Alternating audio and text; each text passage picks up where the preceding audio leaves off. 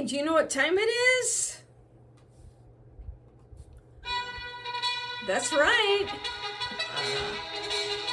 It's time for Coach Lindy's podcast. The podcast to get you moving. Hi, I'm Lindy Hutchinson, a certified life mastery consultant with the Brave Thinking Institute. As a life coach, I help others transform their life as I have mine. It's not easy, but it is possible, and it most certainly is worth it. Each week, I'll share insights that inform, inspire, and ignite in you your desire to create a life that you love. So let's find out what's going on this week. So, welcome to the podcast. We're going to talk about a lady who led a very fascinating life. And though I don't endorse everything that she said and did or condone it, it's fascinating nonetheless. And it shows again how if we start off with little, it doesn't mean that we can't become truly extraordinary if that's what we really want. This lady became a designer, and you may be wearing something that she or her company has designed. Her name is Coco Chanel. Yes, she was a real lady. So what about Coco Chanel? Well, she was born in August of 1883, and she passed in January 1971. She is considered by Time magazine as one of the 100 most influential people of the 20th century, and she is the only fashion designer on that list. Her signature scent, Chanel No. 5, is everywhere. It's been around for over 100 years and will probably be around another 100 years. The interlocking CC monogram for Coco Chanel, she designed, and of course you've seen that everywhere. If you look, you'll see it on jackets, on everywhere. Glasses, purses. This is a picture of Coco for those of you who are watching the video. That was in 1931. And she was French, of course. She's known for that double C logo, which she designed.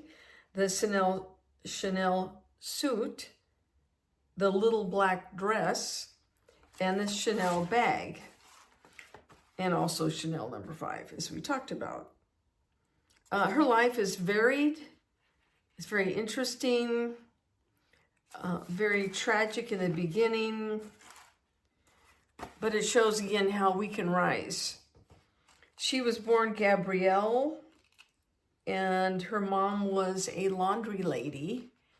Her dad was a traveling sales merchant, and apparently several of their kids were born without the benefit of wedlock, and finally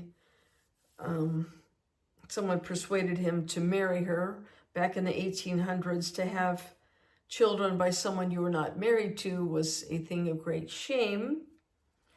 Unfortunately, her mother died at 32 years age, and Gabrielle was 11.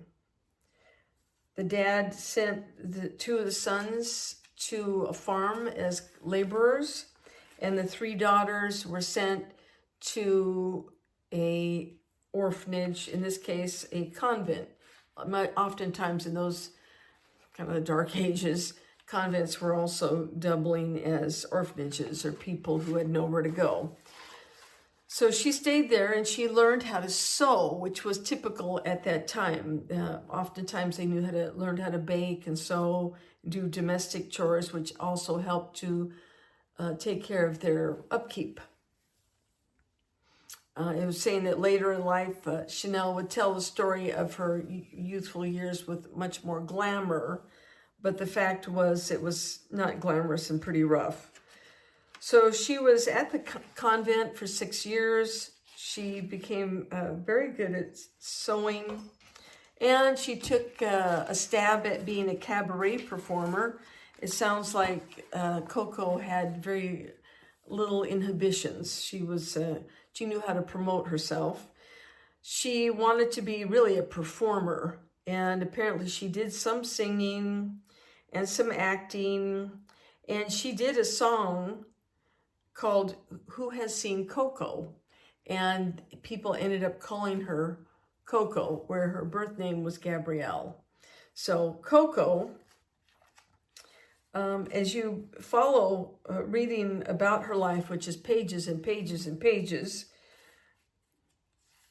she learned how to use her charms.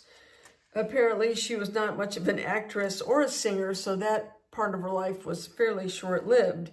But she ended up charming many in her life, many influential and well-off gentlemen. And she began living a very luxurious life. But you can see her wisdom in that as she became, where she had more resource, she became fascinated with using her sewing skills, and she began designing hats, which at that time, all women wore hats. And also, it said that she took a real interest in getting women out of corsets and all the heavy garb that they wore in the late 1800s and the early 1900s. And later on, she started designing clothes that were made out of jersey, and what was the other one? Jersey and tricot, which was usually reserved for men's underwear. And she started designing clothing. She was able to enlist the help of her sister Antoinette and her parental aunt Adrienne to model. So as she began going from hats into clothing, she used her family to go around the city and show off her creations. So as time went by, and as you can read, there's hours of information here, she used her connections to continuously build up her brand. She always showed that it was Coco Chanel, even though she dated a very long list of influential and powerful men. She also looked out for herself. And I'm not advocating what she did or endorsing what she did, but there's a lesson there, ladies. There's been many times, a lot of us were raised to do everything for our men. And if we have a wonderful gentleman in our life, we certainly no harm in supporting and caring and looking out for him. But we also want to be aware of what we want. And if we have skills, we have talents, and we have abilities, which we do, you want to promote, be aware of, and utilize those. So as she goes through her life, she continues to date dukes and very influential statesmen, but she also is building her empire, and she's building her brand. And this was a time, since she was born in the late 1800s, during this time in the beginning of the 1900s, nice women stayed home and had babies. And Chanel is partying it up and having affairs with very influential men, but she's smart enough to have her own money, her own empire, her own designs, her own company, her own stores.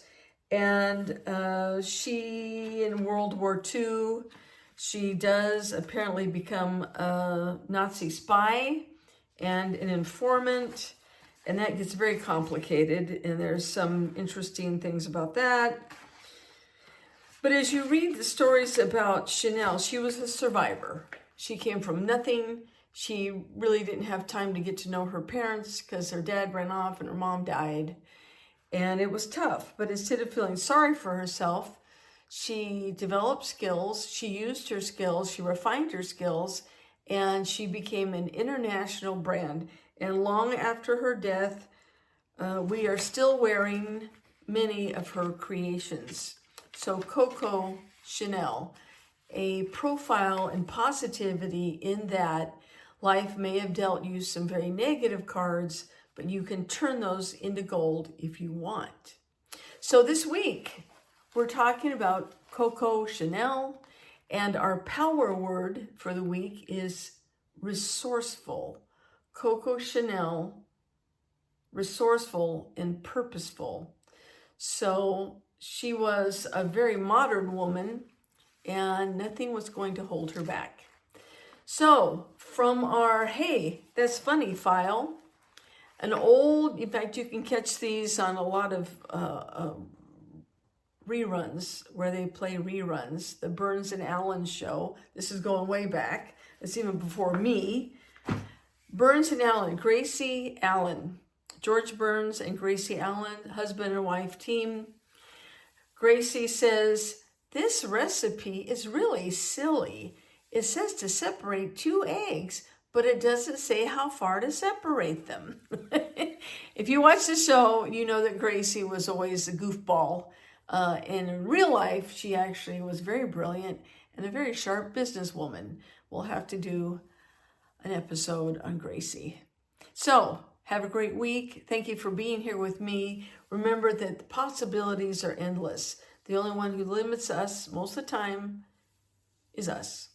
So, create a life that you love because you deserve it. And I'll look forward to seeing you next week. Take care. Bye-bye. Hey, thanks for joining me this week. I look forward to being with you every week. And if you'd like to get in touch with me, please email me at coachlindy@lindyhutchinson.com. My name is spelled L-Y-N-D-I, so it's Coach Lindy, L-Y-N-D-I, at Lindy Hutchinson, LYNDIHUTCHINSON.com.